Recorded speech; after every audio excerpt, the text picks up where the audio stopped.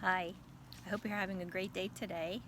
I wanted to talk to you some more today about the things that we think about and the things that we talk about, because those are going to pretty much dictate how we feel and also how the people around us feel.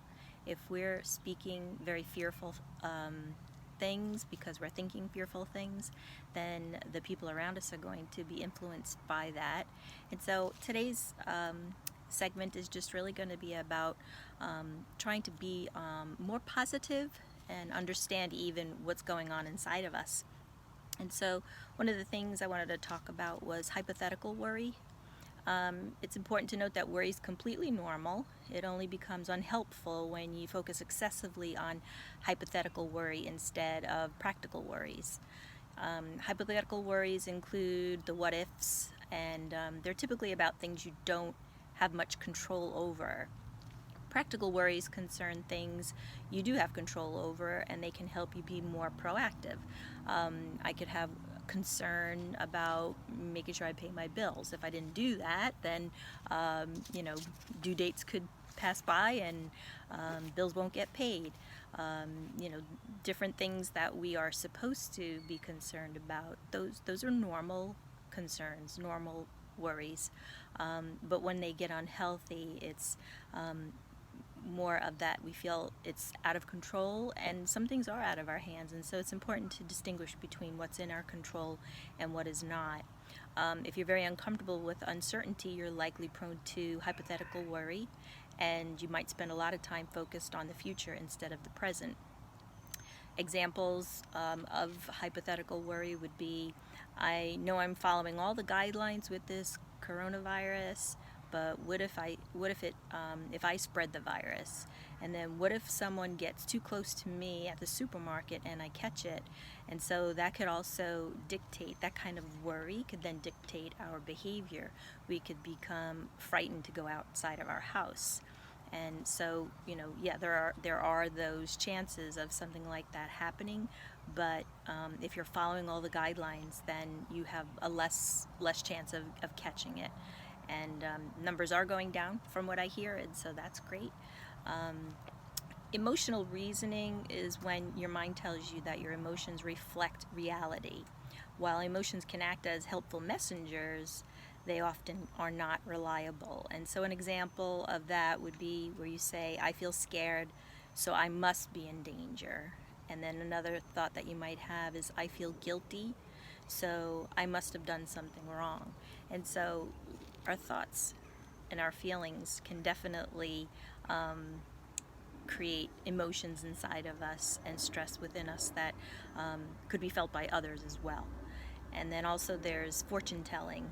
That's the kind of worry where your mind interprets predictions as facts, as maybe I'm going to be sick, or I'm going to be stuck inside for months on end, or my mental health will keep deteriorating and I'll have to go back on my medication. And so, predicting things are going to go wrong, having that very negative cyclical thinking that kind of drives us even into situations that we're trying not to have in our lives. And so one of the things that I wanted to talk about in regard to our thoughts and then our words is that a lot of times, because right now families are stuck inside the house together, some families have shared with me that they're playing more games together, spending more time together, doing things, but a few people have said that they wish that they had something that they could do, especially with their older children, to get them to talk more, because especially teenagers, they can close themselves off in rooms and try to isolate simply because they're maybe just at an awkward stage and they're not really interacting as much as parents would like. And so something that you could do during mealtime, it's really important to have meals together, especially at times like this, so that you can do check-ins with your family members and make sure that they're talking about their fears and feelings, and hopefully you'll be able to help them also to relax in that. But some things that would be good would be just to get off the subject of the coronavirus and the isolation, and just start to talk about some things maybe that you haven't been able to talk about because life was too busy before. Some kinds of questions you can do during mealtime would be, hey, let's go around the table and let's talk about who our two closest friends are. And so each one in the house would go around the table and just talk about who their two closest friends are, maybe explain why that's the truth about their friends. And then maybe another question could be, what is my favorite musical group, composer, or instrument? Name one of my hobbies. Let's talk about the day I was born. What hospital? Any interesting incidents that happened? What stresses am I facing right now? And of course, probably around the table everybody would talk about being isolated in the house, but there may be other stressors that are going on in your life or in your children's life.